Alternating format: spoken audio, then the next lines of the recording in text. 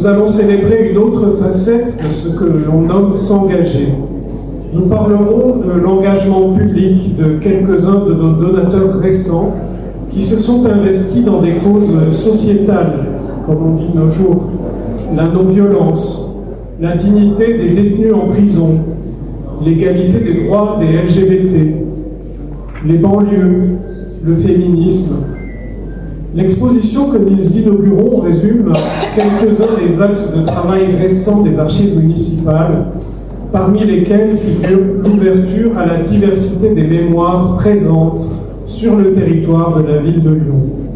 Christian Delorme, merci Bernard Boll, Serge Perrin, Le Man, Michel Chomara, Marie-France Antonin, Agnès Marimbré, Christiane Ray, Françoise Larrey, HF+, Annie Couel. Vous êtes tout ce qui fait que les archives sont vivantes dans toute leur diversité et leur force. Vous qui représentez l'histoire des Lyonnaises et des Lyonnais de toutes origines et qui font que votre histoire forme notre histoire commune dans cette maison des archives qui est avant tout la vôtre. Je suis Djida Tazdaït, lyonnaise de longue date, et puis je suis une militante, donc aujourd'hui on se retrouve à l'exposition des donateurs de fonds d'archives des actions que nous avons tous menées, donc il y a aussi bien l'égalité homme-femme, le racisme, la non-violence, les LGBT, les droits des LGBT, etc. Et du coup ils valorisent justement cette mémoire vivante qui peut être utile aujourd'hui comme ressort pour les nouveaux combats, les nouvelles luttes. Je crois qu'on a vraiment mis la citoyenneté au cœur de nos combats, les institutions, les partis, tout ça, même si on a eu des solidarités. Hein.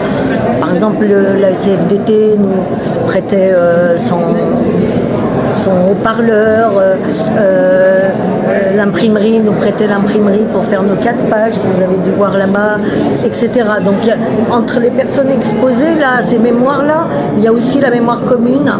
Et puis, je pense aussi que c'est une manière de rendre vivante la mémoire pour qu'elle puisse être un levier ou un ressort ou une référence pour aller plus loin.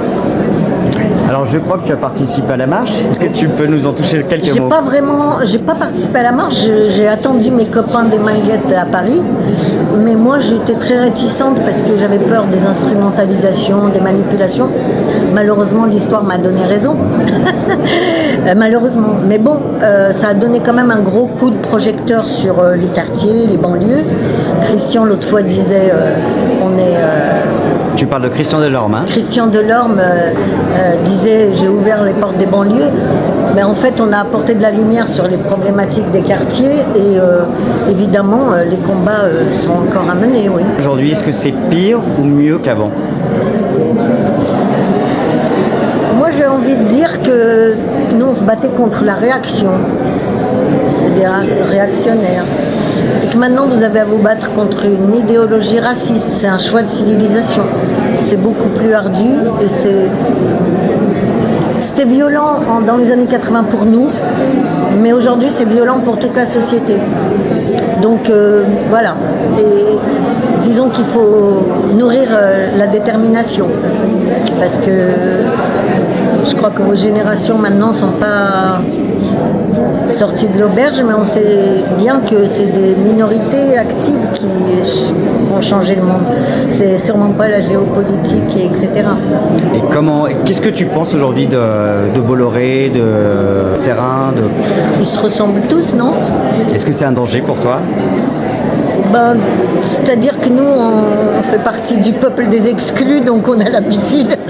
Exclus, j'aurais voulu faire un film, je n'avais pas les possibilités, les portes, ou alors c'était conditionné idéologiquement, ou financièrement, ou affectivement, enfin bon, bref.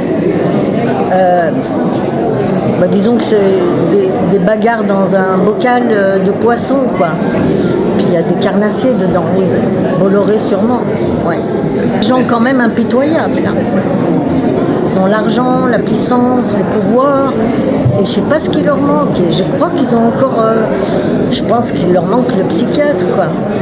Mais ils sont dangereux pour la liberté d'expression et pour ce qu'ils nous préparent comme influence. Ouais. Tu penses qu'à cause d'eux, on peut avoir Bardella en tant que président? Bah non, parce que je pense qu'à cause du peuple, Bardella ne sera pas président. Enfin, voyons.